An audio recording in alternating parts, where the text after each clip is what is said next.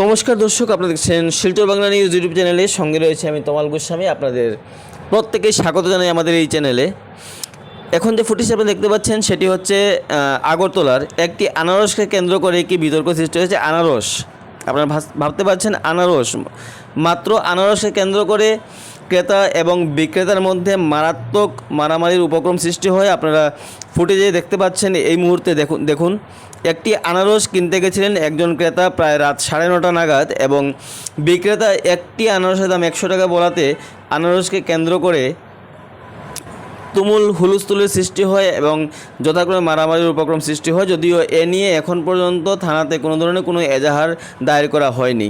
আপনারা এখন যে ফুটেজ দেখতে পাচ্ছেন সেটি হচ্ছে রুকনি নদীর জলে যে তলিয়ে গেছেন যুবক, তার সন্ধান এখনও চলছে। এটি আপনারা ভিডিও কোয়ালিটি একটু ব্লার দেখতে পাবেন, কারণ এটা রাত্রিবেলার ভিডিও ফুটেজ। গতকাল রাত অবধি এসডিআরএফ বাহিনী তল্লাশি অভিযান চালিয়ে যাচ্ছে, কিন্তু ওই ব্যক্তিকে এখন অবধি খুঁজে পাওয়া যায়নি বা উদ্ধার করা সম্ভবপর হয়নি বলে আমরা এই মুহূর্তে জানতে পেরেছি। আজ 21শে জুন আন্তর্জাতিক যোগ দিবস উপলক্ষে শিলচর ইনডোর স্টেডিয়ামে আন্তর্জাতিক যোগ দিবস পালিত হয়। সেখানে উপস্থিত ছিলেন শিলচরের সাংসদ পরিমল শুক্লবৈদ্য মহাশয় এবং শিলচরের ডিসি রোহন কুমার ঝা সহ অন্যান্যরা।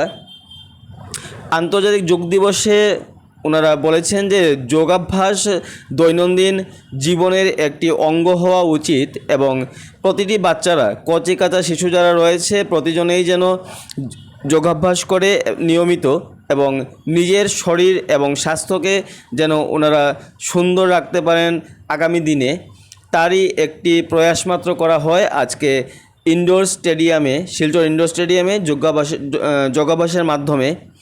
প্রতিজনেই যোগাভ্যাসে ব্যস্ত ছিলেন। সেখানে আমরা দেখতে পাচ্ছি যোগব্যায়াম প্রতিজনেই করছেন, এবং আপনারা আমাদের সঙ্গে সবসময়ই আপডেট থাকবেন যাতে পরবর্তী আপডেটটি আপনারা সবার আগে পেতে পারেন। সাবস্ক্রাইবটা অবশ্যই করে দেবেন।